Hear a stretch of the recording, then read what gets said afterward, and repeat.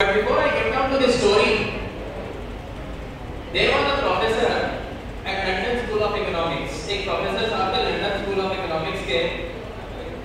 उन्होंने एक बहुत पॉपुलर थ्योरी दी जिसमें कि हम सब कवर हो जाएंगे. I could see a very energetic group of young boys sitting in the middle there.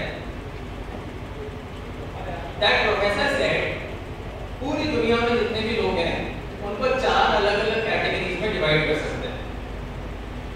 और अभी आप देखेंगे कि हम इनमें से किसी ना किसी कैटेगरी में आएंगे बाय डिफॉल्ट. यदि हम एक मैट्रिक्स बनाएं 2 by 2, this is x axis and this is y axis. You understand this language? This is y axis and this is x axis. So let me plot two variables on x and y axis. I will plot energy on x axis, low energy and high energy. समझ आ गया? And on the y axis I will plot focus, low focus and high focus. Are you getting it? So on x axis is energy, on y axis is focus. Two different variables, low and high, low and high. और इस पे अगर मैं 2 by 2 का एक matrix बनाऊं, 2 by 2 का matrix, तो 1 by 1 के कितने सेल्स मिलेंगे बताइए? Anybody? 10वीं क्लास तो पास कर ली ना? उसी लेवल का question. Yes. 4 cells. Very good. So I will get 4 1 by 1 cells in this. And everybody on this earth will come in either one of these cells. Let's see how. जो innermost cell है, वहाँ पे low energy and low focus है. You understand this? Now there are some of us who have low energy and low focus. पता भी नहीं क्या करना है लाइफ में और वो करने के लिए जो एनर्जी चाहिए वो भी नहीं. So they will come in the first cell. Clear? Then let me move ahead on x-axis. In this cell I will have high energy but low focus. So there are some who have very high energy. कर देंगे, मार देंगे, फोड़ देंगे. पर क्या कर देंगे, किसको मार देंगे ये नहीं पता क्योंकि फोकस लो है. और आप अपने चारों तरफ यदि आप अपनी क्लास में देखें तो सब तरह के लोग पाएंगे. First type was low energy low focus. Second type was high energy but low focus. Then there are some who will come in this cell here up on the y axis where there is low energy but high focus. कि पता तो है क्या करना life में, सारी जानकारी इकट्ठी कर रखी है, लेकिन वो क्या करें, नींद बड़ी अलग है जो पढ़ने बैठते हैं. फोकस बहुत हाई है बट एनर्जी बहुत लो.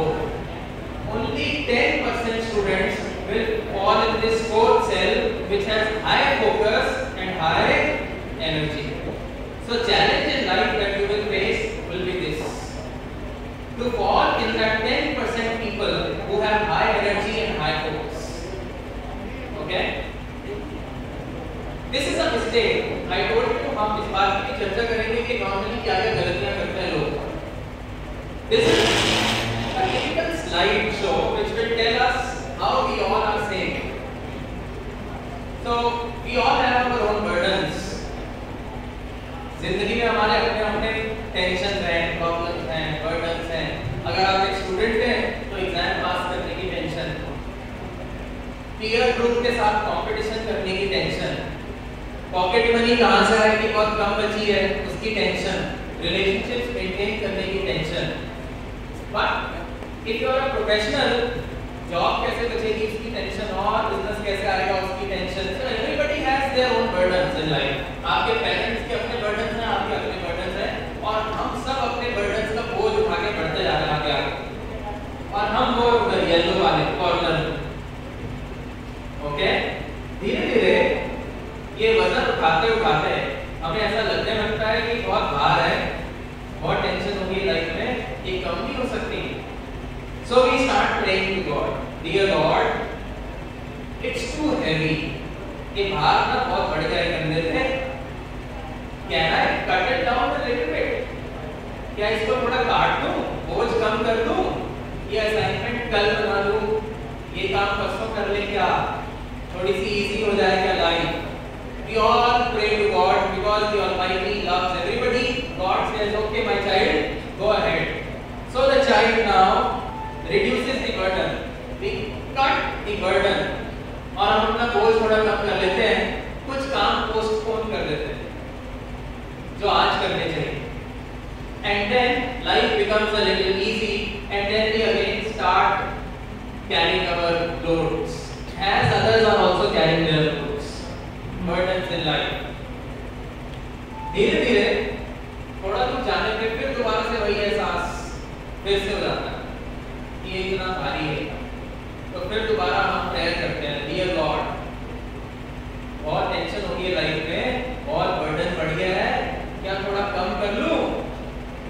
And because God loves everybody, God says, yes, my child, you can reduce your burden. So we reduce our burden a little more. नया चैलेंज नहीं लेंगे, नई असाइनमेंट नहीं करेंगे, कोई नई किताब नहीं पढ़ेंगे. And then life becomes a little easy. And the journey again continues. And we say, oh God, thank you so much. तुम कितने अच्छे हो भगवान, इतना कम बर्डन हो गया, कितनी आसान हसीन हो गई ये जिंदगी. And then again life becomes easy for me. But one fine day I will reach a place where I will have to use a lot of skills जो मुझे बहुत पहले डेवलप करने चाहिए थे, लेकिन चूंकि मैंने हमेशा अपनी लाइफ को इजी करना चाहा और सही समय पे वो नहीं किया और बाकी लोग करते रहे, so all others will use their skills and cross over, but I will not be able to, because मैंने तो भार उठाया नहीं था जब भार उठाने का समय था. So it is time for you young boys and girls, you are entering your graduation, do not choose an easy going life. Do not choose colleges जहाँ आप 9:30 बजे जाओ, फिर एक खाली पीरियड मिल जाए और फिर सीटी बजा के घूमते फिरते कैंटीन में समोसे और कोल्ड ड्रिंक खा के वापस आ जाओ. Don't choose that life, otherwise this is going to happen. You will stand like this with your degree which has no value, and others will move ahead in life. Okay? So with this, I invite everyone to the stage. Please आइए. We throw this house open to everybody. आपके जो भी career related queries हो, आप अपने वहाँ से पूछ सकते हैं. अगर आज थोड़ा चार्टर्ड अकाउंटेंसी के करियर पे थोड़ा डालेंगे सर. आपके जो भी सवाल हैं सीए के करियर से रिलेटेड, क्योंकि he is a working chartered accountant, and I call Vandana also on the stage. Please come. Vidya ji आप भी आइए please. Anshula please come. They are all in the field of chartered accountancy. हमने आपको management के क्षेत्र के बारे में तो बता दिया. They will tell you more about the field of chartered accountancy. Vandana here has cleared the chartered accountancy in 2012.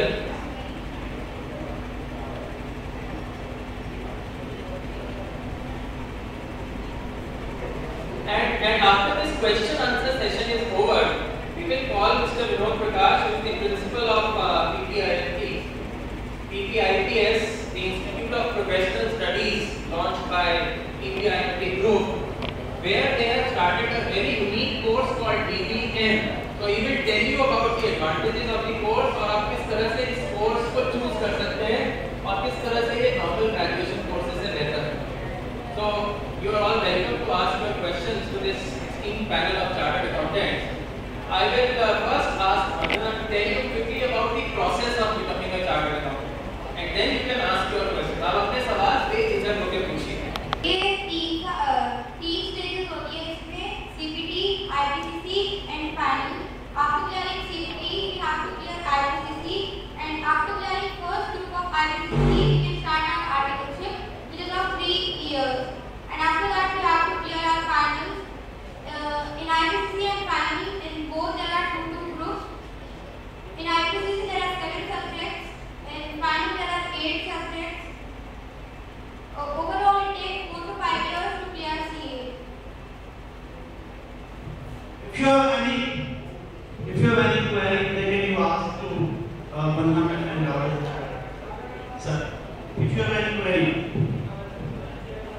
No query. To study more than 18 hours to become a successful CA. 18 hours is not necessary. What we need is qualitative study, not quantitative study. 18, 24, 20 इन घंटों से कुछ भी नहीं होगा। सिर्फ 4 घंटे पढ़े study क्या होगा? Concepts wise.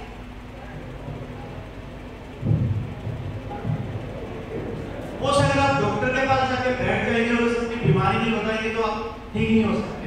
तो I'll ask you, request you to ask as many questions as you have in your mind.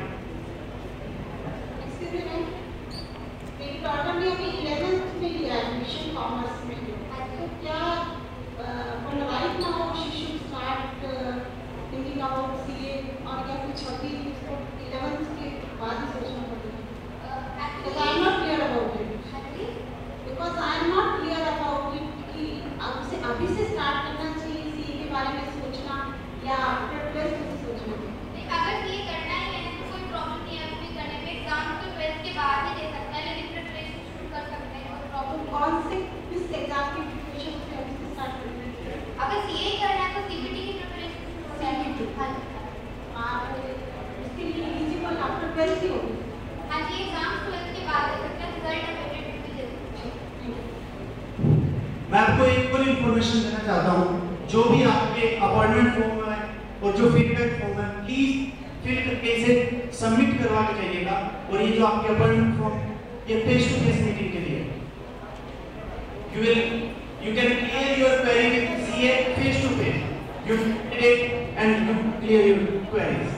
So please submit your appointment form, your feedback form. Any other question? Excuse me, maintain silence. Ma'am, please, ready up.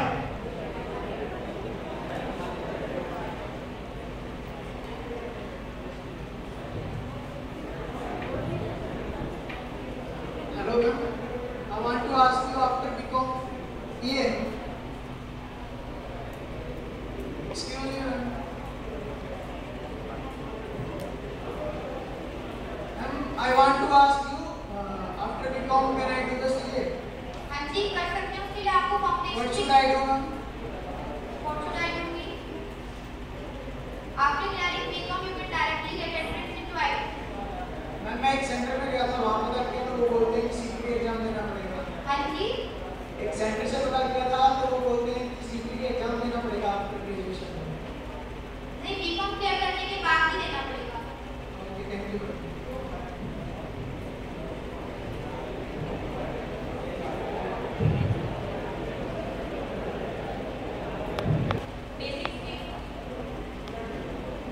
Everything you should do, keeping in mind practical aspect of life, what we want to do. मतलब हमें CA करने के बाद करना क्या पड़ता है? Conceptual knowledge is essential for it. Excuse me, ma'am. Ma'am मैं बंगलुरु पास हूँ IPCC में। तो जैसे कि मेरे अदर फ्रेंड आर्टिकल कर रहे हैं, वो बंगलुरु पास है, तो उन्होंने ये सजेशन दिया कि बंगलुरु के लिए अच्छी प्रेफर करते हैं आर्टिकल। तो इज दैट राइट और रॉन्ग? नहीं, both group देना चाहिए, बिल्कुल देना चाहिए। both group पे भी रैंक भी both group आती है, single group में रैंक भी नहीं आती, कट ऑफ भी अच्छा बनता है। नहीं, बंगलुरु को मैं पास हूँ, तो मुझे अब आर्टिकल के लिए अप्लाई करना चाहिए या नहीं? जैसे कि अब आर्टिकल की तो फिर टाइम भी नहीं मिलेगा सेकंड स्टडी के लिए, तो मुझे आर्टिकल अब ज्वाइन करना चाहिए। I am not able to understand your please repeat your question. Ma'am I am pass Bengaluru IPCC, तो मुझे अब आर्टिकल के लिए अप्लाई करना चाहिए या नहीं? क्योंकि उसके बाद ना तो मुझे छुट्टी मिलने वाली है उसके लिए, सेकंड ग्रुप की स्टडी के लिए ना टाइम मिलेगा। नहीं, ऐसा कुछ भी नहीं है। आर्टिकल जरूर करनी चाहिए। Without article should be is nothing. Article तो करनी चाहिए ma'am. You not got my question. ये अभी शुरू करें या हाँ, नहीं? अभी शुरू करनी चाहिए या नहीं?